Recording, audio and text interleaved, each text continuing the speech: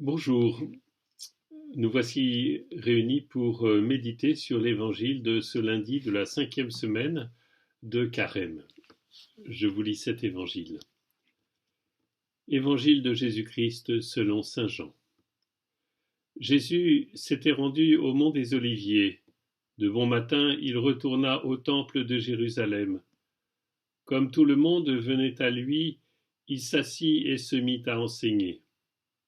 Les scribes et les pharisiens lui amènent une femme qu'on avait surprise en train de commettre l'adultère.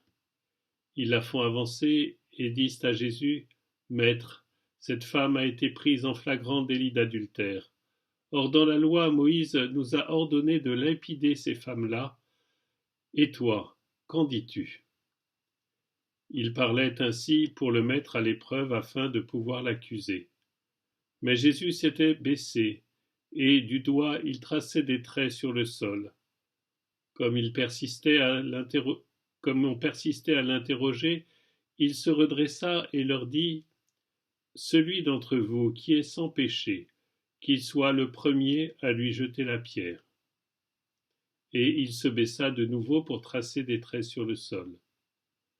Quant à eux, sur cette réponse, ils s'en allaient l'un après l'autre en commençant par les plus âgés.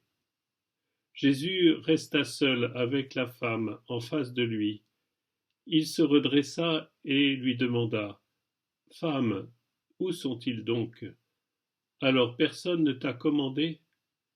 Ne t'a condamné? Elle répondit, Personne, Seigneur. Et Jésus lui dit, Moi non plus, je ne te condamne pas. Va, et désormais ne pêche plus.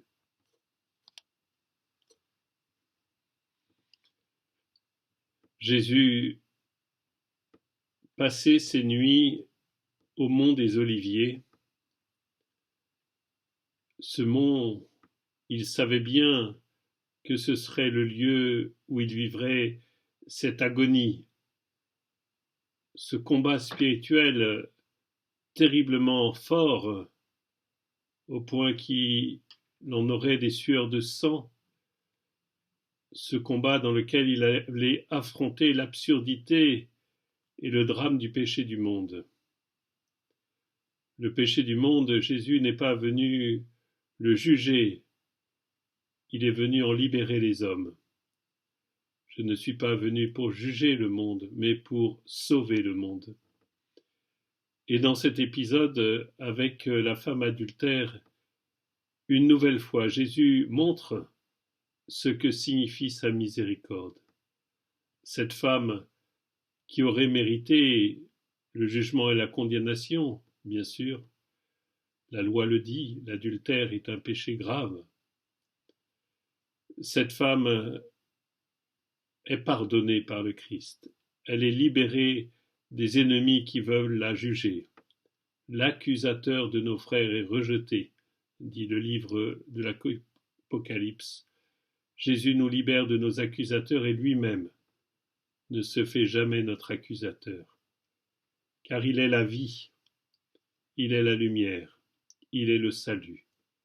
Il est venu pour nous donner la vie en plénitude, pour éclairer nos vies, pour que nous marchions dans la lumière, pour que nous soyons sauvés et que nous entrions dans son royaume.